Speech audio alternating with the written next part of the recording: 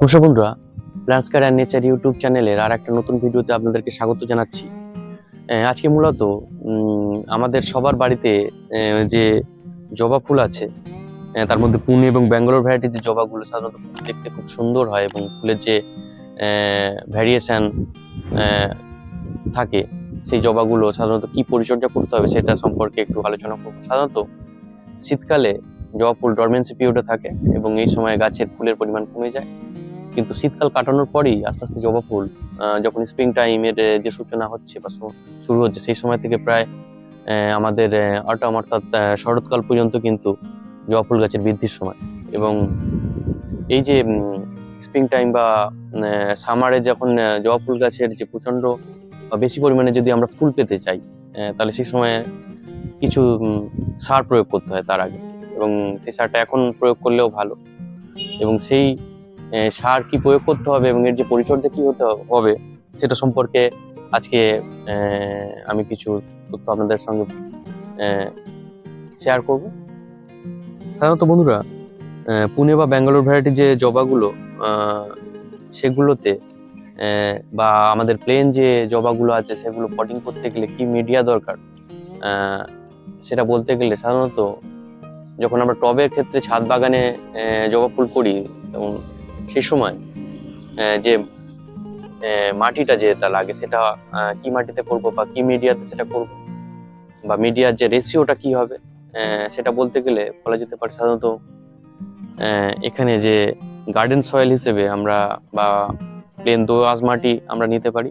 দোআঁশ মাটিতে জবা ফুল খুব ভালো হয়, এবং দোআঁশ মাটির যে পরিমাণটা সেটা হচ্ছে 50% দোআঁশ মাটি নেব, এর সঙ্গে 40% গোবর সার বা ভার্মি কম্পোস্ট নেব, আর 10% আমরা যে কনস্ট্রাকশন যে স্যান্ড লাল যে বালি সেটা মিক্সড করব। আর এর সঙ্গে অল্প পরিমাণে একটু হাড় গুঁড়ো এবং একটু শিংকুচি দিতে হবে, সেটা 50 গ্রাম হাড় গুঁড়ো, 50 গ্রাম শিংকুচি দিয়ে আমরা সাধারণত এইভাবে মাটিটাকে মিক্সড করে আমরা জবা ফুলের যে প্রতিস্থাপন সেটা ফার্স্ট করতে পারি। এবং পরবর্তীতে কিছুদিন পরে 15 দিন বা 20 দিন পরে আস্তে আস্তে আমরা সার প্রয়োগ করব। এবং জবা ফুল সাধারণত পটাশ জাতীয় সার খুব ভালো, সাধারণত জবা ফুলের বৃদ্ধির ক্ষেত্রে গুরুত্বপূর্ণ ভূমিকা নিয়ে থাকে পটাশ। এছাড়াও জবা ফুলের বৃদ্ধিতে এপসাম সল্ট একটা গুরুত্বপূর্ণ ফার্টিলাইজার হিসেবে কিন্তু ব্যবহার হয়। তো বন্ধুরা, চলুন দেখে নেওয়া যাক যে কি পরিচর্যা করতে হবে। তার আগে চলুন আমার যে পুনে এবং ব্যাঙ্গালোর ভ্যারাইটির যে বিভিন্ন জবার যে সংগ্রহ আছে সেগুলো একটু দেখে নিই, তারপরে এর যে পরিচর্যা সেটা আমি দেখাচ্ছি যে কি এই সময় কি সার প্রয়োগ করতে হবে এবং কি পরিচর্যা করতে হবে, এবং এই সার দেওয়ার পরে আরো 15-20 দিন পরে কিভাবে পরিচর্যা করতে হবে সেটাও কিন্তু দেখবো আমরা। চলুন বন্ধুরা দেখে নেওয়া যাক।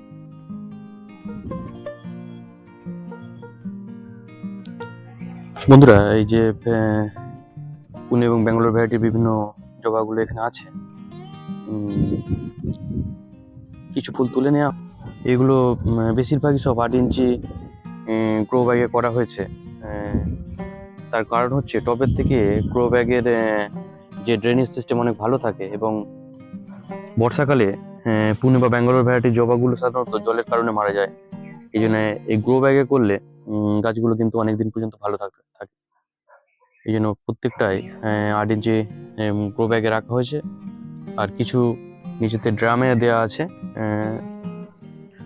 এবং সেগুলোও যথেষ্ট ভালো আছে।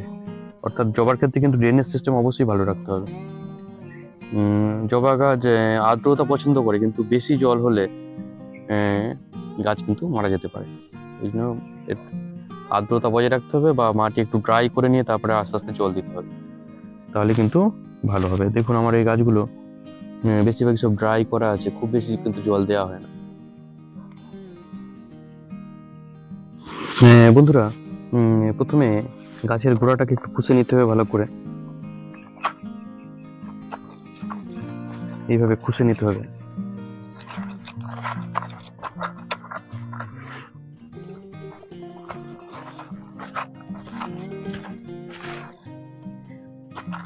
গাছের গোড়া এরকম খুশে নিলে ভিতরে বাতাসের চলাচল খুব ভালো হয়, তাতে গাছ আরো বেশি হেলদি থাকে। এবং সার প্রয়োগ করার সময় আগে অবশ্যই এরকম ভালো করে গোড়া কিন্তু খুঁজে নিতে হবে। এই গাছটাকে খুঁজে নিতে হবে ভালো করে।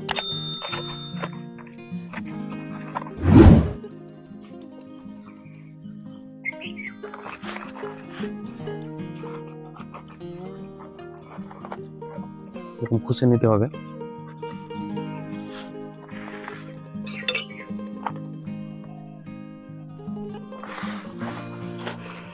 এরপরে খেয়াল করুন যে কি সার দিতে হবে। সাধারণত জবা গাছ পটাশ খুব ভালোবাসে, এবং পটাশ জবা গাছের জন্য খুবই প্রয়োজনীয় একটা সার। উচ্চ পটাশ সবসময় জবা গাছের ক্ষেত্রে প্রয়োজন। ওই জন্য এই যে লাল পটাশ নেওয়া হয়েছে। এর সঙ্গে নাইট্রোজেন সমৃদ্ধ খাবার দরকার, এবং নাইট্রোজেনের জন্য সাধারণত সর্ষের খোল ব্যবহার করা হয়। আর সিঙ্গেল সুপার ফসফেট একটু অল্প পরিমাণে দিতে হবে ফুলের সংখ্যা বাড়ানোর জন্য, সিঙ্গেল সুপার ফসফেট। আর এটা নিম খোল দেওয়া হচ্ছে।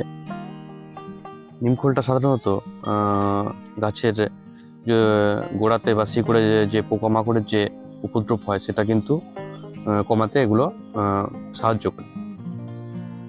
এবং এর সঙ্গে হাড় গুঁড়ো এবং শিংকুচির অল্প একটু মিশ্রণ যেটা আছে এটা দিয়ে দিতে হবে। তো বন্ধুরা, একদম অল্প পরিমাণে দিতে হবে, একদম হাফ চামচ করে দিয়ে দিচ্ছি। দেখুন চারদিকে।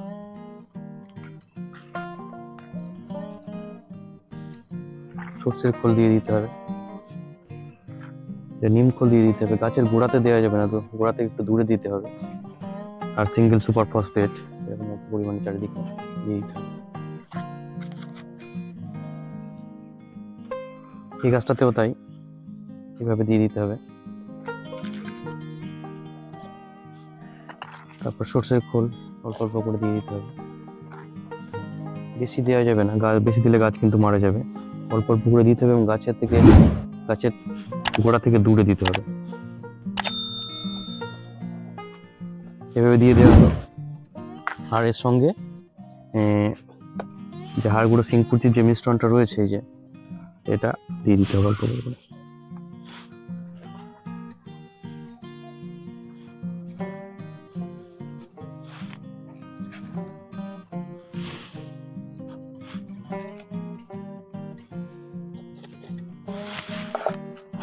এবং শেষে ভার্মি কম্পোস্ট দিয়ে চাপা দিয়ে দিতে হবে। ভার্মি কম্পোস্ট দিয়ে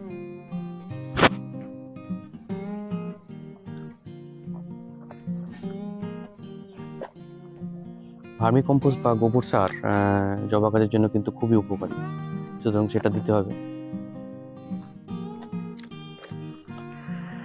আর আগেই বললাম যে জবা গাছে কিন্তু বেশি জল পছন্দ করে না, সুতরাং একদম ভিজিয়ে জবা গাছে বেশি পরিমাণে জল কিন্তু দিতে লাগে না। অল্প জলই কিন্তু ভালো হয় জবা গাছ।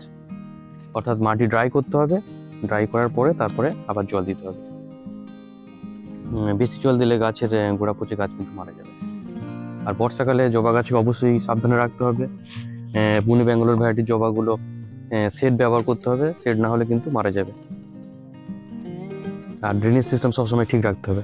তাহলে এই যে সার সেটা দেয়া হয়ে গেল, এবং এরপরে কিছু রাসায়নিক সারও কিন্তু প্রয়োগ করতে হবে। সেটা সাধারণত যে রাসায়নিক সারগুলো প্রয়োগ করা হয় সেটা হচ্ছে এই যে এপসাম সল্ট। দেখুন এই যে এপসাম সল্ট, এটা খুবই একটি গুরুত্বপূর্ণ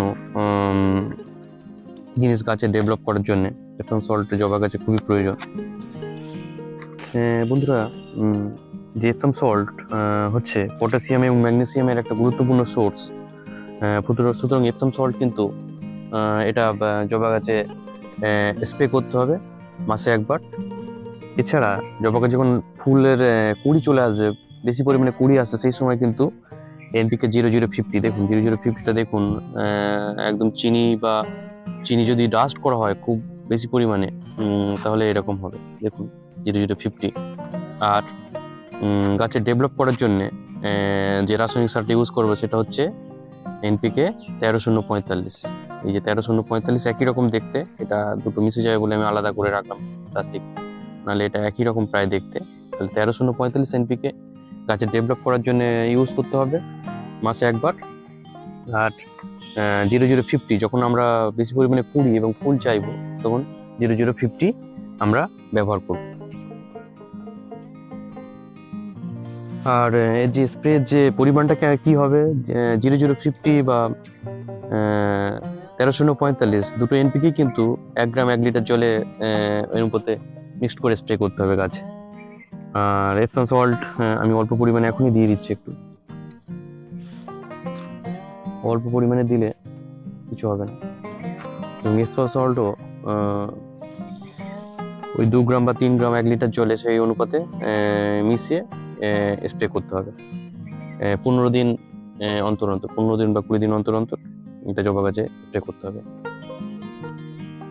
তাহলে এই হলো বন্ধুরা মোটামুটি জবা গাছের যে গ্রীষ্মকালের যে পরিচর্যা, গ্রীষ্মকালের আগে যখন ফুল শুরু হচ্ছে বা জবা গাছ খুব ভালো ফুল হচ্ছে তার আগের এর হলো পরিচর্যা।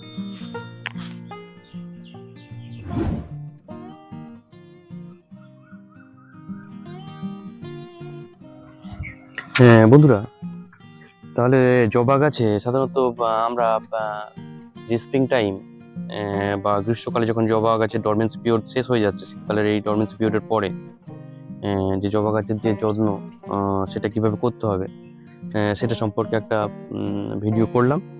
এবং এর যে এই সময় যে কি সার প্রয়োগ করতে হবে সেটা সম্পর্কে একটা ধারণা মোটামুটি দিতে পারলাম। তবে সার সবসময় কিন্তু অল্প পরিমাণে প্রয়োগ করতে হবে। সার যে কোনো সারই বেশি হলে কিন্তু গাছ কিন্তু মারা যাবে। গাছের জন্য বেশি সারের প্রয়োজন হয় না, সুতরাং সেটা খেয়াল রেখে সার প্রয়োগ করতে হবে। এবং যদি মনে করা হয় যে সার বেশি দিলে গাছ তাড়াতাড়ি ডেভেলপ করবে, সেটা কিন্তু ভুল ধারণা। তো বন্ধুরা, আজকে এই ভিডিওটা শেষ করলাম। সবাই ভালো থাকবেন, সুস্থ থাকবেন। সবাইকে নমস্কার এবং ধন্যবাদ জানিয়ে ভিডিওটা শেষ করলাম।